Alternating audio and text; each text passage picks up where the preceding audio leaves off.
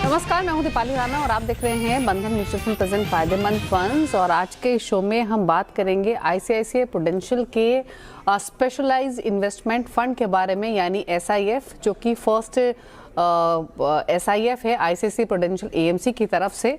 और इंटरेस्टिंग ये है कि एक लॉन्ग शॉर्ट फंड है, इसमें लमसम भी इन्वेस्टमेंट हो सकती है, साथ ही आप इसमें एसआईपी के थ्रू भी इन्वेस्टमेंट कर सकते हैं। हालांकि मिनिमम इन्वेस्टमेंट रिक्वायर्ड है। इस एसआईएफ के लाने के पीछे का लॉजिक, इन्वेस्टमेंट राशनाले, कौन से कैटेगरी ऑफ इन्वेस्टर्स को ये सूट करेगा, एग्जैक्टली क्या स्ट्रैटेजी इसके थ्रू रहेगी एएमसी की, इस सब पर हम बातचीत करेंगे। और इसी पर चर्चा करने के लिए हमारे साथ मिस्टर चिंतन हरिया मौजूद हैं, जो कि प्रिंसिपल इन्वेस्टमेंट स्ट्रैटेजी हैं आईसीआईसीआई प्रूडेंशियल एएमसी से। चिंतन जी नमस्कार, स्वागत है आपका।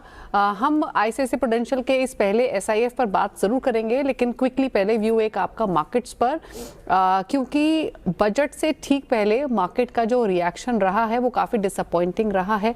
हालांकि ये संकेत एफआईएस की सेलिंग प्लस ग्लोबल फ्रंट पर जो हो रहा है, जो टैरिफ थ्रेट की सिचुएशन बनी हुई है यूएस यूरोप के बीच में, मल्टीपल फैक्टर्स रहे हैं जिसने इम्पैक्ट किया है। बट यहाँ से क्या रिस्क आप मार्केट में देखते हैं, कितना कंफर्ट आपको मार्केट में है, क्या व्यू है? दीपाली जी, अगर मार्केट्स की बात करें तो पिछले 1.5 साल से भारत एक ऐसा मात्र देश मार्केट है जहां पर काफी एक मंदी का माहौल चल रहा है। अगर हम किसी भी और देश में होते, यूरोप के या फिर एशिया के, तो माहौल थोड़ा अलग होता। पर उससे थोड़ा पहले अगर हम देखें 2021-22 से 2024, तो भारत एक ऐसा देश था जहां पर इक्विटी के रिटर्न्स बहुत अच्छे थे। सो जो एक ओवर वैल्यूएशन हो गया था सितंबर अक्टूबर 2024 के आसपास, उस ओवर वैल्यूएशन को डाइजेस्ट करते करते अभी 1.5 साल का टाइम करेक्शन हुआ है। और हमारा ऐसा मानना है कि 1.5 साल के टाइम करेक्शन के साथ ही अगर हम रुपी की बात करें, यानी कि करेंसी की बात करें, तो दूसरे देशों के मुकाबले भारत का जो रुपी है वो काफी सस्ता हो चुका है या फिर वीक हो चुका है। तो अगर ये दोनों चीजों को जोड़ दे और उसी के साथ साथ एफआईएस की सेलिंग तो चल ही रही है, तो आज भारत एक कॉन्ट्रेरियन बाय जैसा देश हो चुका है। अगर विश्व में कहीं भी आप देखें तो भारत की तरफ लोगों का रुझान अभी बढ़ना चाहिए, क्योंकि वैल्यूएशन के तौर पर हम थोड़े सस्ते हो चुके हैं। और अगर अपॉर्चुनिटीज की बात करें तो लार्ज कैप में ही बहुत सारे अपॉर्चुनिटीज अवेलेबल है। तो 1.5 साल के मुकाबले हम ज्यादा कंस्ट्रक्टिव है इंडियन इक्विटी मार्केट्स की तरफ, और हमें ऐसा लगता है कि फॉरेनर्स भी भारत के मार्केट्स में अभी कुछ देर के बाद आ जाने चाहिए। ओके, अच्छा, बजट को लेकर क्या एक्सपेक्टेशंस हैं आपकी मार्केट पॉइंट ऑफ व्यू से? अगर हम देखें तो पिछले कुछ सालों में बजट के बाहर ही जो भी बड़े जो भी, अगर जैसे कि हमने जीएसटी के कट भी देखे तो बजट के बाहर ही हुए थे। तो बजट एक स्टेटमेंट है कि पिछले साल में क्या हुआ है, पर अगर कोई मेजर स्टेटमेंट वगैरह करना होता है तो ये सरकार बजट तक नहीं रुकती। तो बजट एक केपेक्स के लिए अच्छा होगा, इंफ्रास्ट्रक्चर के लिए अच्छा होगा। और मुझे नहीं लगता कोई ऐसा बड़े अनाउंसमेंट बजट में आते हैं जनरली आजकल जिससे मार्केट को कुछ फर्क पड़े। और मार्केट भी ये रुझान दिखा रहा है, क्योंकि मार्केट काफी स्थिर है, काफी स्टेबल है, और मिड एंड स्मॉल कैप में अच्छे अपॉर्चुनिटीज भी मिल रहे हैं, क्योंकि करेक्शन काफी सारे स्टॉक्स में अच्छा खासा हो रहा है। लार्ज कैप तो धीमे थे ही थे, और पिछले 3-4 महीनों में मिड एंड स्मॉल कैप भी अच्छा करेक्ट हो चुका।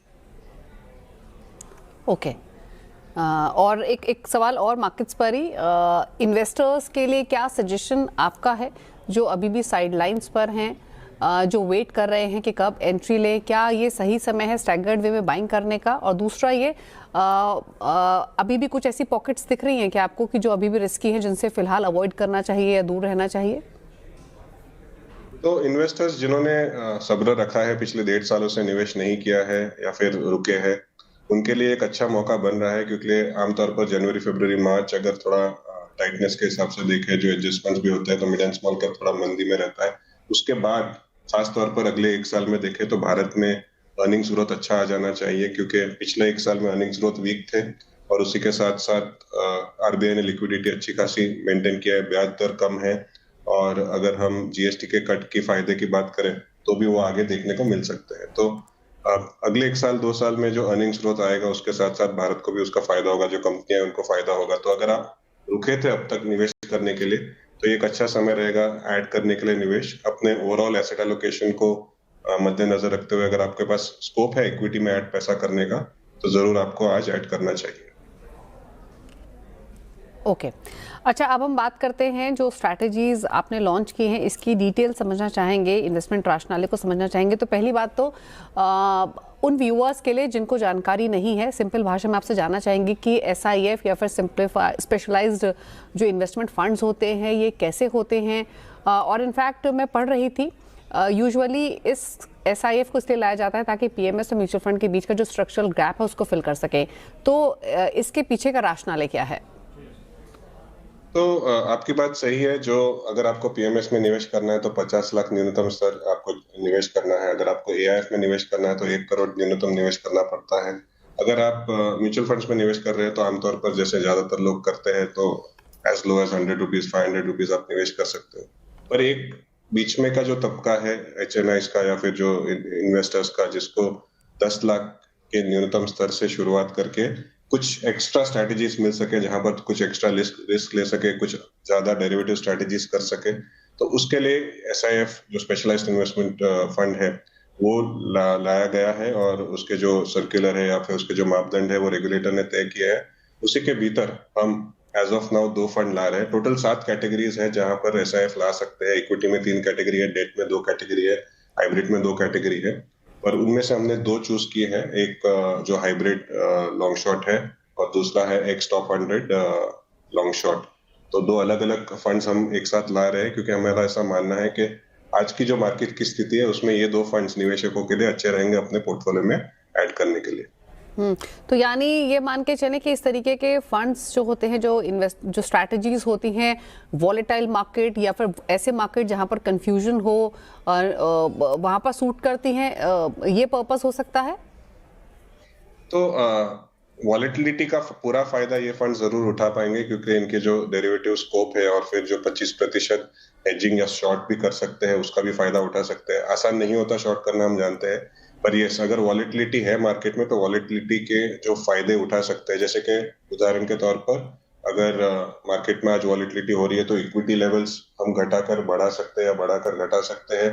डेरिवेटिव के माध्यम से वो आसानी से भी कर सकते हैं। और जो एसआईएफ का एक रेंज है वो थोड़ा म्यूचुअल फंड से बड़ा हो सकता है, तो उसके कारण वॉलेटिलिटी का भी फायदा उठा सकते हैं। और बाकी बॉटम अप स्टॉक पिकिंग और जो सेक्टर रोटेशन है वो तो हम कर ही सकते हैं। तो थोड़ी छूट ज्यादा होने के कारण डेरिवेटिव्स में और जो एक्सपोजर लेवल्स है उसमें ज्यादा होने के कारण निवेशकों को इसमें हम कुछ एक्स्ट्रा रिस्क लेके कुछ एक्स्ट्रा रिटर्न देने की कोशिश कर सकते हैं। ओके, अब जैसे आपने कहा कि जो इन्वेस्टर बेस है एसआईएफ्स का वो एचएनआईज मेजरली है, तो क्या इसमें लंप सम प्लस एसआईपी दोनों तरीके से इन्वेस्ट किया जा सकता है? और प्लस यहाँ पर मिनिमम मैक्सिमम इन्वेस्टमेंट की क्या कुछ लिमिट्स हैं? तो अगर हम लिमिट्स की बात करें तो एनएफओ के स्तर पर आपको न्यूनतम 10 लाख रुपए निवेश करना है। किसी भी फंड में आप निवेश करते हो तो उसके बाद जैसे भी फंड ओपन होता है, अगर आपके न्यूनतम 10 लाख है तो उसके बाद आप एक पर्टिकुलर छोटे अमाउंट से भी ऐड कर सकते हो। पर न्यूनतम आपका सिर्फ में, जैसे कि आपका पीएमएस में न्यूनतम 50 लाख होना चाहिए, उसके बाद आप थोड़ा करके ऐड कर सकते हो। वैसे ही इसमें एसआईएफ में आपका न्यूनतम 10 लाख होना चाहिए और उसके बाद अगर आपके पास किसी भी एमसी के पास 10 लाख रुपए है तो आप जो उनके दूसरे सिर्फ है उसमें कम मात्रा में भी निवेश करके आप उसमें ऐड कर सकते हो। पर न्यूनतम आपका 10 लाख होना चाहिए क्योंकि इस पर्टिकुलर जो थीम या सेगमेंट है सिर्फ में, उसमें जो रेगुलेटरी न्यूनतम स्तर है वो 10 लाख रुपए का है। आपने पूरी स्ट्रैटेजी बताई किस तरीके से काम करेगा और एक्सपोजर के बारे में आपने डिटेल्स बताई। अब क्योंकि ये स्ट्रैटेजी है जहां पर डेरिवेटिव्स के थ्रू भी पोजीशंस बनेंगी, हेजिंग भी होगी, तो क्या यहाँ पर शॉर्ट साइड पर भी एक्सपोजर रहेगा? उसकी कुछ सर्टेन लिमिट है? हाँ, तो जो शॉर्ट साइड की लिमिट है वो वैसे तो 25% है। हम 25% तक शॉर्ट कर सकते हैं। ये शॉर्ट को भी एक्सपोजर में गिना जाता है। तो सिर्फ में आप लीवरेज नहीं ले सकते। आपके जो कैपिंग है 100% से ज्यादा आप फंड में नहीं जा सकते। फॉर एग्जांपल अगर हम 80% लॉन्ग है तो हम 20% शॉर्ट ही जा सकते हैं। पर ऐसा हमारा मानना है कि शॉर्टिंग भारत में आसान नहीं होता। तो बहुत ही एक्सट्रीम सर्कमस्टेंसेस में जहां पर हमें बहुत कन्विक्शन है वहीं पे हम शॉर्ट करेंगे। स्टार्टिंग में, शुरुआत में हम ऐसा नहीं मानते कि हम इस फंड में शॉर्टिंग करेंगे। हम जो एलोकेशंस के द्वारा, स्टॉक सिलेक्शन के द्वारा इसमें रिटर्न्स लाने की कोशिश करेंगे क्योंकि मिड एंड स्मॉल कैप के जो एलोकेशंस है अगर आप उसको भी चेंज कर दें तो भी जो इन्वेस्टर का एक्सपीरियंस है वो अच्छा हो सकता है। आपको शॉर्टिंग की जरूरत नहीं पड़ती। पर हाँ, लीगली रेगुलेटरी वाइज 25% शॉर्ट आप कर सकते हो कोई भी एसआईएफ में। ओके ओके, चलिए, तो ये पूरी स्ट्रैटेजी क्या रहेगी x top 100 long shot fund के बारे में वो बताई यहाँ पर चिंतन जी ने। क्विकली एक ब्रेक के लिए रुक रहे हैं, ब्रेक के उस पार समझेंगे कि जो हाइब्रिड लॉन्ग शॉट फंड है उसका कॉम्पोजिशन कैसा रहेगा, क्या स्ट्रैटेजी उस कैटेगरी के पीछे रहेगी, इसको भी समझेंगे। फटाफट से आते हैं एक छोटे से ब्रेक के बाद। ब्रेक के बाद आपका स्वागत है। आप देख रहे हैं बंधन म्यूचुअल फंड प्रेजेंट फायदेमंद फंड्स और आज के शो में हम बात कर रहे हैं आईसीआईसीआई प्रूडेंशियल एएमसी के स्पेशलाइज्ड इन्वेस्टमेंट फंड्स के बारे में। ब्रेक में जाने से पहले हमने x top 100 long short fund category के बारे में बातचीत की। हमारे साथ मिस्टर चिंतन हरिया बने हुए हैं जो कि प्रिंसिपल इन्वेस्टमेंट स्ट्रैटेजी हैं आईसीआईसीआई प्रूडेंशियल एएमसी से। अच्छा चिंतन जी, अब हाइब्रिड लॉन्ग शॉर्ट फंड के बारे में डिटेल समझना चाहेंगे। यहाँ पर कॉम्पोजिशन कैसा रहेगा, क्या स्ट्रैटेजी रहेगी? तो जैसे कि हमने ब्रेक से पहले बात की थी, एक्स टॉप 100 की जो टिपिकली एग्रेसिव थोड़े इन्वेस्टर्स होते हैं उनके लिए वो सूटेबल रहेगा। जो इन्वेस्टर्स उतने एग्रेसिव नहीं होना चाहते, थोड़े मॉडरेट या कंजर्वेटिव होना रहते हैं, उनके लिए जो ICICI hybrid long short fund है वो सही रहेगा। उसमें अगर हम देखें कि जो पोर्टफोलियो है हाइब्रिड यानी कि इक्विटी और डेट का कॉम्बिनेशन रहेगा। इक्विटी 65 से 75%, जिसको हम हेज भी कर सकते हैं, तो ग्रॉस इक्विटी 65 से 75% और उसमें डेट का कंपोनेंट रहेगा 25 से 35% और 10% हम इन्वेस्ट भी ले सकते हैं। सो हाइब्रिड यानी कि इक्विटी और डेट का कॉम्बिनेशन, और इसमें आपकी वॉलिटिलिटी कम हो जाती है और इसमें भी हम एक मॉडल के द्वारा, जो प्राइस टू बुक मॉडल है उसके द्वारा इक्विटी लेवल्स को चेंज करके बॉटम अप स्टॉक सिलेक्शन करके निवेशकों के लिए फायदा करने की कोशिश करेंगे, उनके रिटर्न्स लाने की कोशिश करेंगे। और जो डेरिवेटिव के मापदंड है यहाँ पर भी कवर्ड कॉल वगैरह करके उसमें रिटर्न ऑप्टिमाइज करेंगे। सो मेन इसमें अंतर ये है कि इसमें 25 से 35% आपको डेट मिलेंगे, फिक्स्ड इनकम इंस्ट्रूमेंट मिलेंगे, तो इक्विटी टैक्सेशन रहेगा क्योंकि 65 से 75% आपके इसमें इक्विटी है, और जो 25 से 35% डेट है वो डेट आपको एक स्टेबिलिटी भी देगा और डेट विद इक्विटी टैक्सेशन का फायदा आपको हाइब्रिड में मिल जाएगा। और यहाँ भी सिलेक्टिव शॉर्ट एक्सपोजर रह सकता है इक्विटी या डेट इंस्ट्रूमेंट्स में? बिल्कुल, जैसे कि हर एक शिफ्ट में, और यहाँ पर भी 25% तक आप शॉर्ट कर सकते हो, पर हमारा ऐसा मानना है कि शॉर्ट हम इसमें इनिशियल स्तर पर तो नहीं करेंगे। अच्छा, अगर हम इसी हाइब्रिड लॉन्ग शॉर्ट फंड की बात करें तो किस तरीके के मोमेंटम एक्सपेक्ट करें? मतलब मान के चले कंसीडरिंग मार्केट के जिस तरीके के हालात हैं, जो वॉलिटिलिटी है, रिस्क एडजस्टेड रिटर्न्स, इससे एंटिसिपेट करें, क्योंकि जैसे आपने अभी एक्सप्लेन किया यहाँ पर हेजिंग भी होगी, एसेट एलोकेशन भी डायनामिक फ्रंट पर हो रहा है, तो क्या ये एंटिसिपेट करके चले? बिल्कुल। जो इसमें मूल्य ये है कि सस्ते में खरीदे, महंगे में बेचे। ये जो डेली हम रीएलोकेशन करेंगे मॉडल के द्वारा और फिर बॉटम अप स्टॉक सिलेक्शन, सही स्टॉक, सही सेक्टर और सही इक्विटी लेवल के साथ आपको डेट का भी कॉम्बिनेशन मिलेगा, तो एक ओवरऑल इन्वेस्टर का जो एक्सपीरियंस है वो अच्छा रहेगा। इसका जो फोकस है वो ज्यादा से ज्यादा रिटर्न की तरफ नहीं है, उसका फोकस है कि हम रिस्क को सीमित रख के रिटर्न ज्यादा दे, क्योंकि ये आईसीआईसीआई है तो इसमें हम ऑब्वियसली डेरिवेटिव स्ट्रेटेजीज वगैरह ज्यादा कर सकते हैं और थोड़े अग्रेसिव भी हो सकते हैं। तो अगर हम जो रेंज की बात करें, जो इक्विटी रेंज की बात करें, तो 0 से लेके 75% एक बड़ा रेंज है। और अगर बहुत मंदी आई मार्केट में तो 0 की तरफ, और बहुत तेजी आई मार्केट में तो हम 75 तरफ जा सकते हैं। अगर मार्केट बहुत सस्ता हो गया तो 75% इक्विटी लाएंगे। तो ये जो कॉम्बिनेशन है ये थोड़ा वाइडर है और इसमें डेरिवेटिव और कवर्ड कॉल ऑप्शन और बाकी स्ट्रेटेजीज करके हम ऐसा मानते हैं कि निवेशकों को एक अच्छा एक्सपीरियंस, वॉलिटिलिटी को फ्रेंड बनाकर हम कर सकते हैं। ओके, और इसी हाइब्रिड लॉन्ग शॉर्ट फंड के थ्रू क्या आप जो कैपिटल मार्केट अपॉर्चुनिटीज है वहां भी एक्सपोजर ले सकते हैं या पार्टिसिपेट कर सकते हैं, फिर चाहे वो बायबैक्स हो या फिर आईपीओस हो?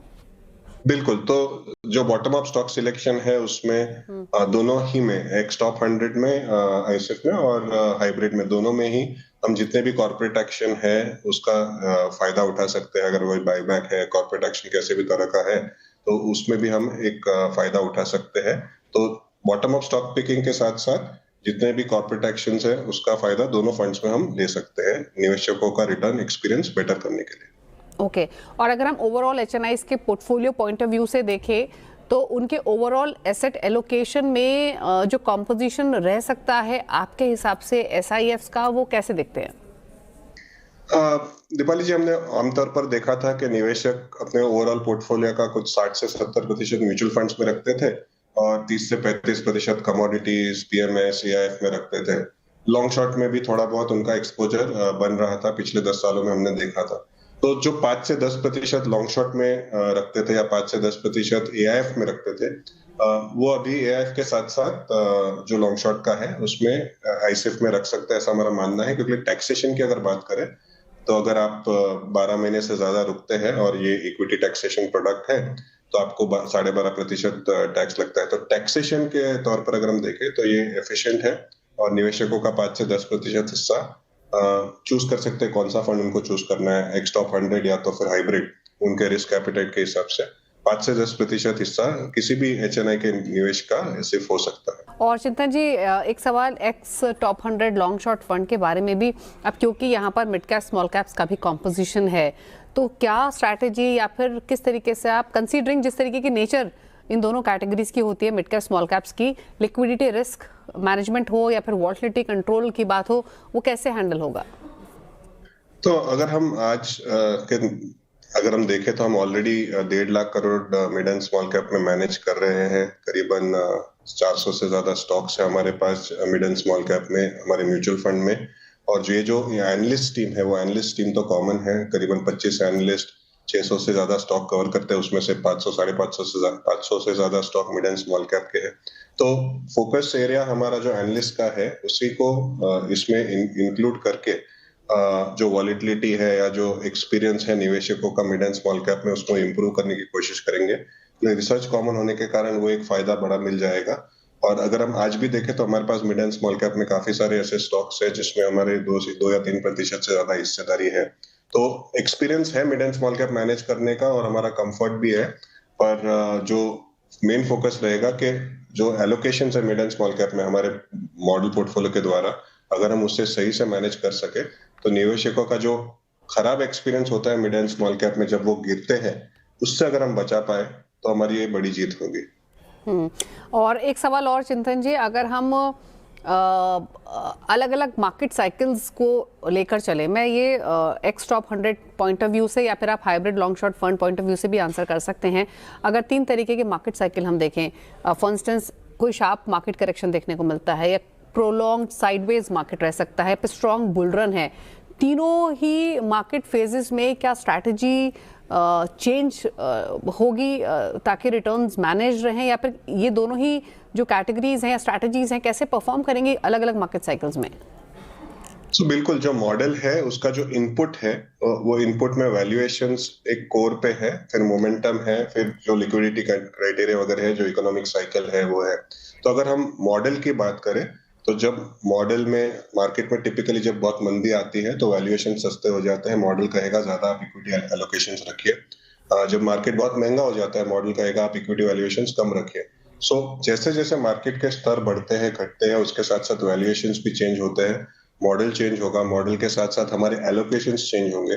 और जैसे जैसे हमारे एलोकेशंस चेंज होंगे हमारी जो रिस्क टेकिंग एबिलिटी है वो फंड में हम उसको मॉड्यूलेट करेंगे या चेंज करते रहेंगे। तो हर मार्केट स्तर पर हम अगर अच्छे से मॉडल को अप्लाई करके लोगों का अगर जो एक्सपीरियंस है उसे इम्प्रूव करें, ऐसा हमारा मानना है। और तेजी के मार्केट में of course mid and small cap ज्यादा चलते हैं, मंदी के मार्केट में मिड एंड स्मॉल कैप ज्यादा गिरते हैं।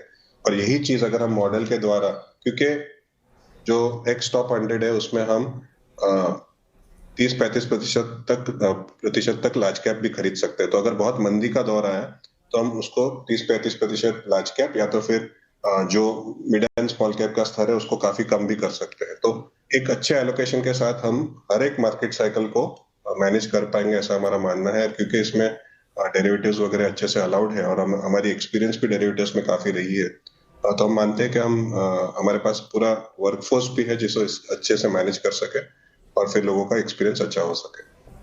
ओके, तो ये बातचीत हुई आईसीआईसीआई प्रूडेंशियल के एसआईएफ के अंडर 2 स्ट्रैटेजीज की, 2 फंड्स की, जो कि x top 100 long short fund है और एक हाइब्रिड लॉन्ग शॉर्ट फंड है। शुक्रिया चिंतन जी, आप शो में आए और सिंपल सरल भाषा में हमारे व्यूअर्स को समझाया इन दोनों स्ट्रैटेजीज के बारे में, क्या इन्वेस्टमेंट राशनल रहेगा, क्या स्ट्रैटेजीज रहेंगी, कैसा परफॉर्म ये फंड्स करते हुए दिखाई देंगे in various market cycles. Thank you so much and congratulations इस एनएफओ के लिए। तो यहाँ पर हमने बातचीत की आईसीआईसीआई प्रूडेंशियल के पहले एसआईएफ के बारे में। ये दोनों स्ट्रैटेजीज आपको रेगुलर और डायरेक्ट प्लान के थ्रू मिलेंगी। ग्रोथ ऑप्शन मिलेगा, लमसम इन्वेस्टमेंट हो सकता है, एसआईपी के थ्रू भी इन्वेस्टमेंट कर सकते हैं, बट इसका इन्वेस्टर बेस रिटेल नहीं बल्कि एचएनआईज है, क्योंकि यहाँ पर मिनिमम इन्वेस्टमेंट रिक्वायरमेंट है लगभग 10 लाख की। लेकिन इसी के साथ इस शो में तो इतना ही। ब्रेक के उस पार भी खबरें जानिए CNBC आवाज़ पर। नमस्कार।